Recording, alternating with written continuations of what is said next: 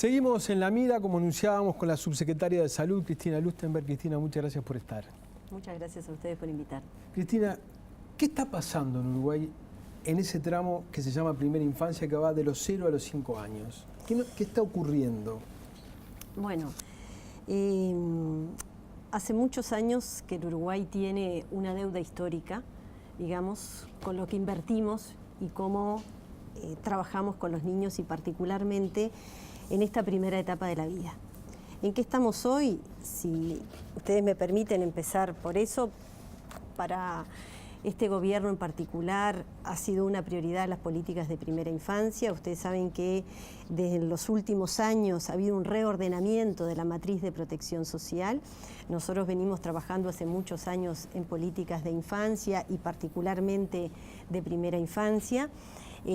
A fines del año pasado, todas las sectoriales del gobierno que formamos parte del Consejo de Políticas Sociales, trabajamos en esto, que es un Plan Nacional de Primera Infancia, Infancia y Adolescencia, y por primera vez está la conceptualización de primera infancia, en el cual estamos comprometidos el sector salud, el sector de educación, el sector del resto del sistema de las políticas sociales, en qué compromisos claros tenemos para los próximos años avanzar, en qué condiciones garantizar a los niños y a las familias con niños pequeños. Ustedes saben que la primera etapa de la vida es la etapa más importante en el desarrollo que vamos a tener los individuos a lo largo de la etapa adulta. No solamente es el inicio de la vida. Cuando uno mira desde lo que es el crecimiento cerebral más puro, como puede ser esa imagen que a veces hemos compartido de lo que es el desarrollo de 2 imágenes tomográficas. ¿Vamos a verlas? ¿Vamos a ver esa foto que resulta impactante? ¿Qué es esto? Lo estamos viendo, Cristina, ¿qué es? Bueno, esto es duro de ver. Son 2 niños que nacen con un mismo peso al nacer, o sea, también hay otra parte, cuando nosotros hablamos de primera infancia, estamos hablando de lo que sucede en la etapa del embarazo, pero son 2 tomografías de 2 niños que nacen los 2 con el mismo peso al nacer, y es la fotografía más dura de a los 3 años de edad, un niño que crece en un hogar, en una familia con cuidados en salud, en nutrición, con cuidados afectivos, con protección, con cariño, alcanza ese desarrollo cerebral, y el otro es un niño que ha estado institucionalizado, producto de una situación de abandono, de negligencia, de mucha situación donde no tuvo los cuidados adecuados en los primeros 3 años de vida, y quiere decir que alcanzó ese desarrollo cerebral. Nosotros sabemos, cada uno de nosotros nace con un cerebro que pesa 400 gramos. Alrededor del año el cerebro alcanza más o menos 1 kilo de peso, y a la etapa adulta 1,4 kg. Ustedes piensen que casi en los 2 primeros años de vida crece el 80% del desarrollo cerebral que nosotros vamos a tener.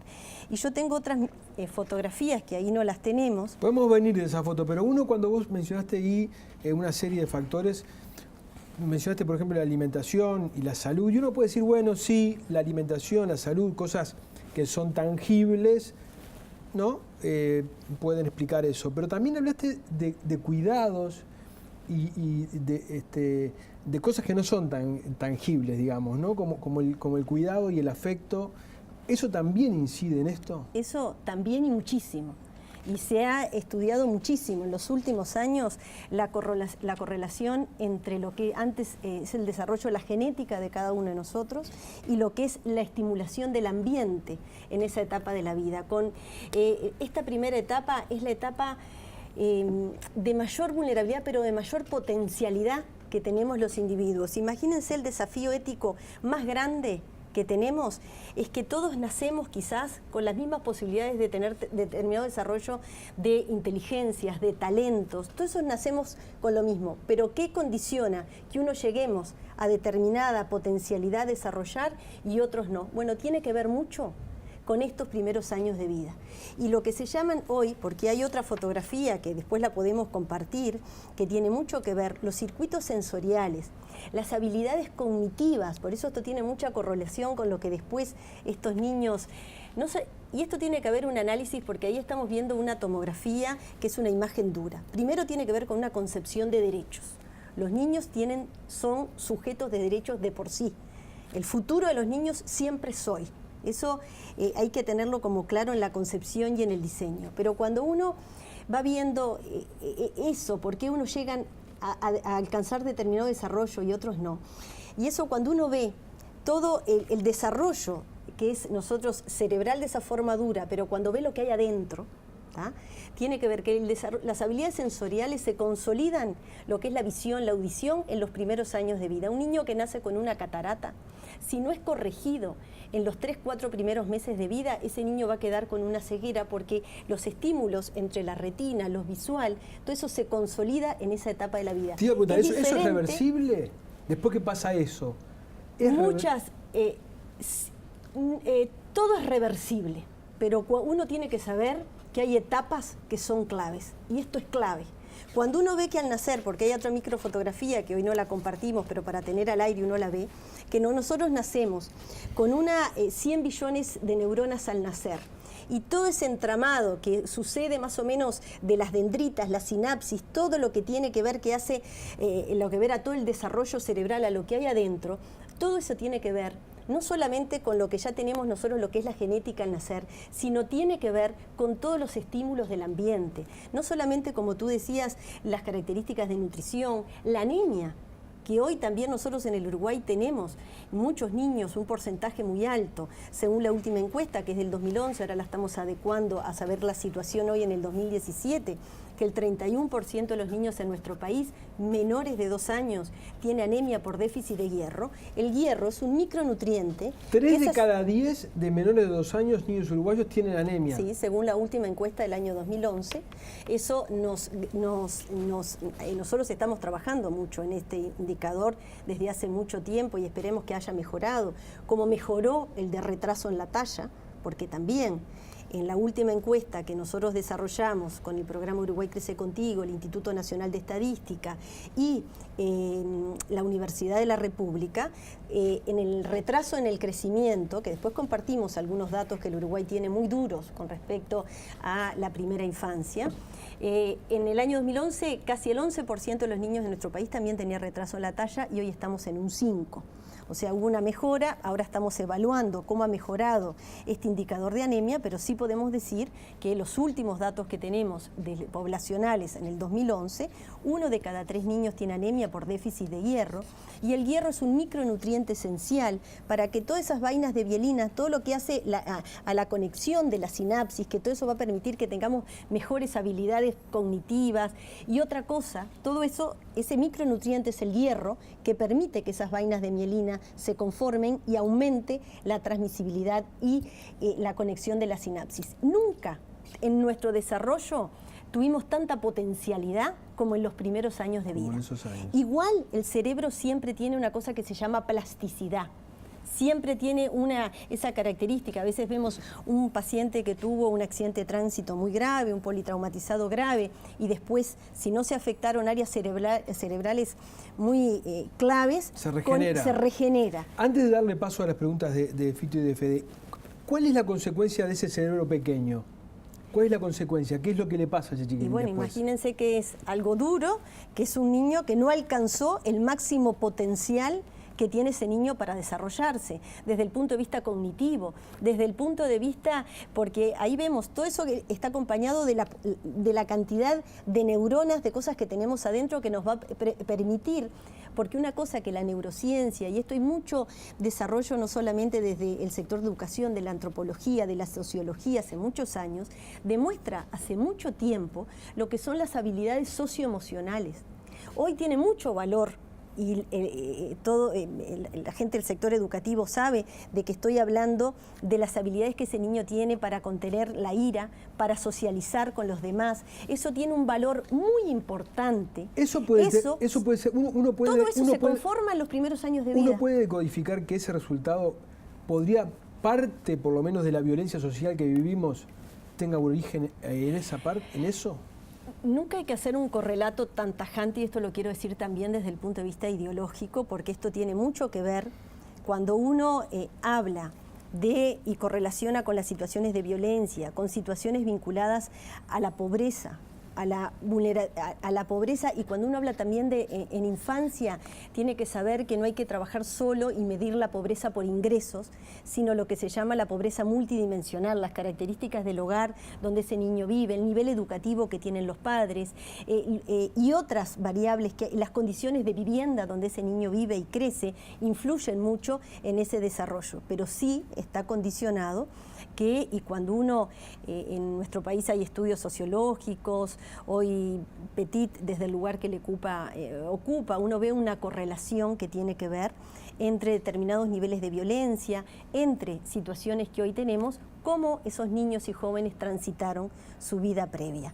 O sea, nosotros nunca estamos, siempre en cualquier etapa de la vida hay que invertir en las personas, pero cuando decimos que hay que generar la batería, nuestro gasto público social ha sido históricamente un gasto público social pro adulto. ¿Cuánto hay de relación entre adultos y niños? Es 1/3. Si bien ha aumentado muchísimo, nosotros en los últimos años, cuando hacemos evaluación que ha hecho la DINEM del Ministerio de Desarrollo Social, ha aumentado el año 2005 al 2013, en los últimos datos, pero también se asocia a estos últimos años, un 101%. ¿Pero aún así? Pero aún es 1/3 lo que nuestro país invierte en los niños y en los jóvenes que lo que invertimos en los adultos. En los adultos. Fito, ¿pregunta? Claro, iba por ahí, ¿no? Hace, ¿cuánto? Casi 30 años que sabemos que en este país la pobreza es pobreza infantil en su mayoría, ¿no? Hace, a ver, ¿qué? 15, 14 años, con el panorama social de la infancia y la familia, ¿no? de la Católica, del IPES, de Katzman y Fernando Figueira, que lo mencionamos un ratito, todo eso explotó, todos esos datos circularon abundantemente. Cuando ganó el Frente, empezó políticas para combatir la infantilización de la pobreza. Yo te quería preguntar dos cosas.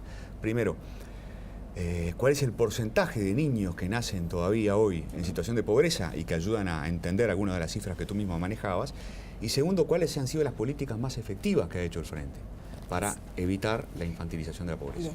Bueno, eso que usted decía, Garcés, es clarísimo. El Uruguay, y yo más que referirme a esos estudios, que respeto muchísimo, yo siempre trato de destacar, cuando yo era estudiante de la Facultad de Medicina, fui a escuchar ya a Juan Pablo Terra, claro, donde fue quizás de los primeros que en el Uruguay visibilizó los problemas que el Uruguay iba a tener en cohesión social, en trayectoria educativa de los jóvenes, en situaciones vinculadas a violencia, de ver ese problema estructural, porque cuando uno analiza en el contexto de América Latina, Uruguay es de los países donde tiene el coeficiente entre pobreza total y pobreza en los hogares donde hay niños y jóvenes más alto.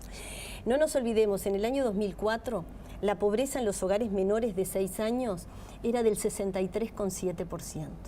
Hoy estamos hablando de una disminución notoria de la pobreza medida por ingresos, estamos hablando que es del 20%.